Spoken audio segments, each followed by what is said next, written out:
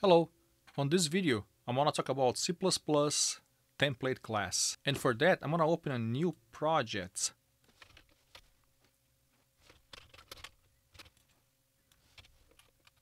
And the first thing I'm going to create is a class. So right here in the source files I'm going to do a right click and then add a class. I'm going to call this the dog class, but note that if I create the class this way, you will create a header file and a CPP file. I don't want that. So because of that, I'm going to click on inline and then I'm going to click on OK here. And now, because I created this class as an inline class, Visual Studio only created the header file for me right here.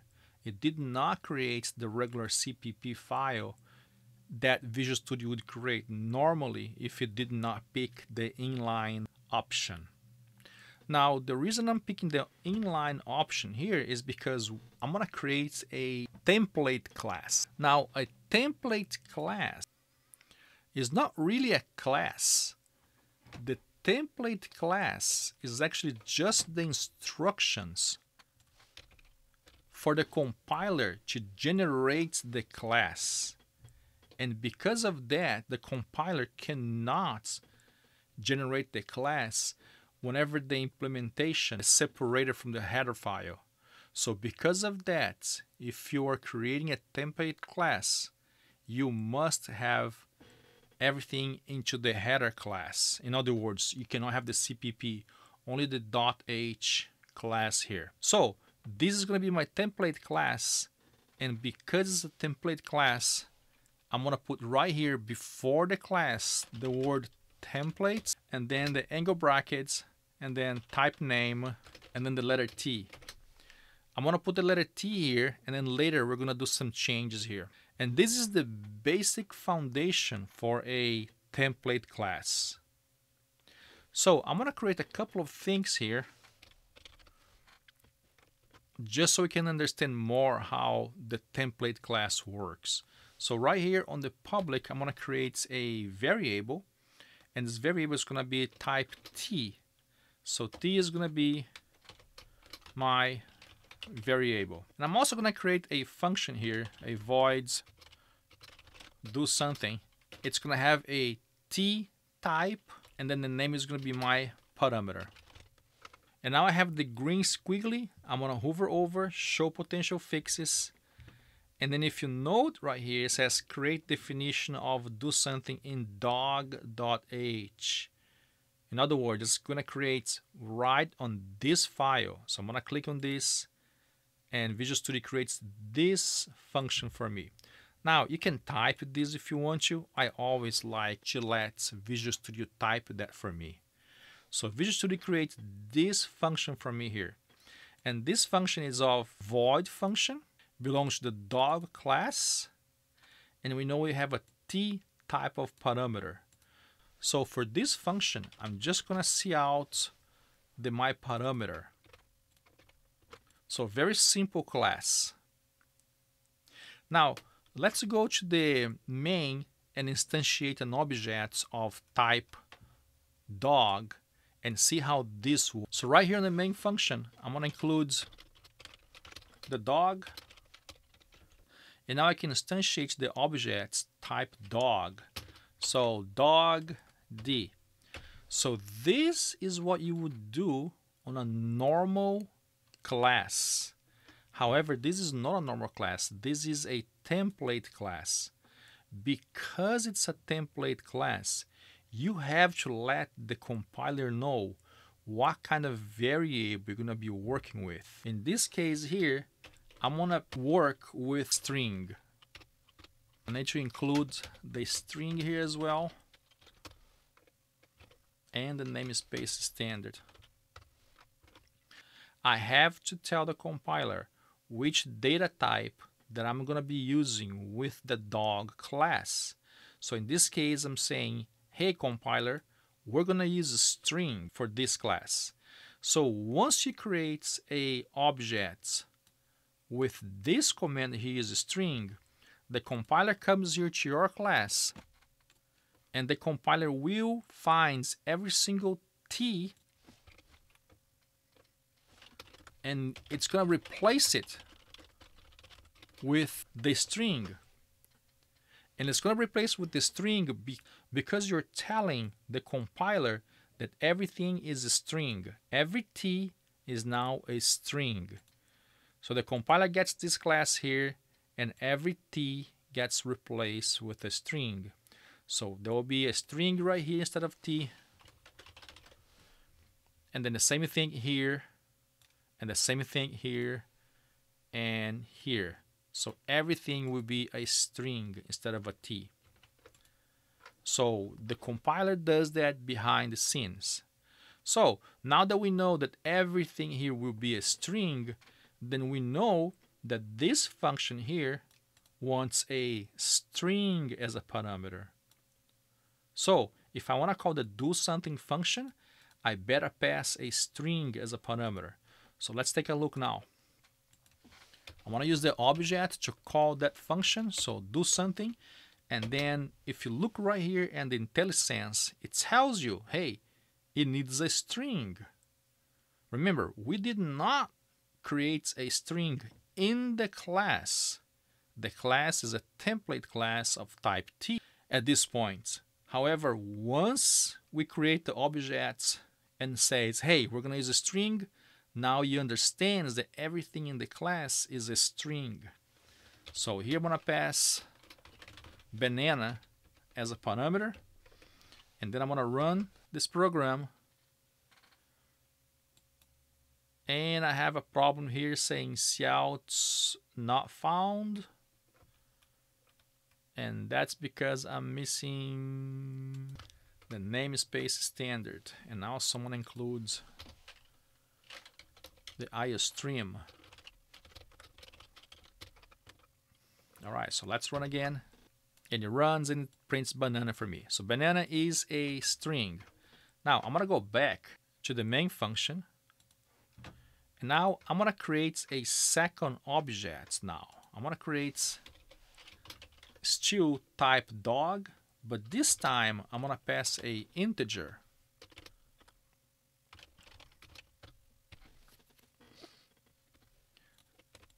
And then I'm going to call the do something function. And if you look at the IntelliSense, now it says, hey, the parameter is now a integer. It's an integer because whenever I created the instance right here on line 13, I said every single T on the template class will be an integer. So therefore, I must pass an integer right here as a parameter. Otherwise, this is not going to work. So if you try to pass banana here, it will not compile. This is an error. So you have to be a integer. So I'm going to press 21 here. So now if I run this program, the same class, the same function, were able to take in a string, and then it took in a integer. So this is the beauty of the template class. You can choose whatever data type that you want the class to take using one class only. So I'm going to go to the dog class and I'm going to do some other changes. So currently everything here is a type T. And T is the letter that everybody uses, but you don't have to use the letter T. You can use something else. You can also have more than one type name here. So I'm going to put, for example, type name K. So now you have two data types that you can choose. One is a type T and the other one is type K. But once we include a second variable here, a second type, so you need to fix your function. So right here on T, I'm going to put comma K. And on the templates, I'm going to put the same name, comma, type name, K as well. And now this function is happy. However, the way we instantiate the object needs to change, because now you have two types that you need to define. Remember, one type is now the T and the other one is the K. So because you have two type names, whenever you create the instance, you need to pass two data type to define. Now, since we pass a string and integer, whenever the compiler sees this, it will come here to your file, and every T will be replaced with the string, and then every K replace it with int.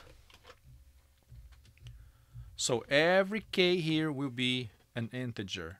And if I want to use the K as a parameter, I can do that as well. And finally, I need to fix this. And it should work now. So now I'm going to go back to the main function. And now I can pass a string, comma, an integer. I'm going to pass number 23 now. And it has to be in this sequence. And now I can run this program, and the same function took in a string and an integer. Now, just like I did before, I'm going to create a second instance of the dog. So, but this time I'm going to call D1. And instead of string and integer, I'm going to put string and string. As soon as I put string here, I cannot pass 23 anymore because 23 is an integer.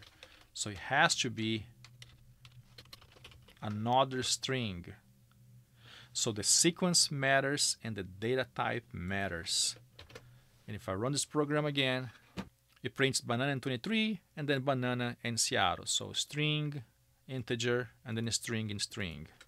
Again, the beauty is that you can define whatever data type you're going to be working with right when you create the instance of your class. Alright, so I want to do one last change here on the template class. Now, like I said before, you don't have to name this T and K. However, in my experience, every single programmer and every single code that I saw in my life had the letters T and then letter K here if you need it, and then some other letter for any other type name that you need here, but you don't have to follow that. So I'm going to create another type name right here, and this type name is going to be called like and subscribe. So you can name this whatever you want to name.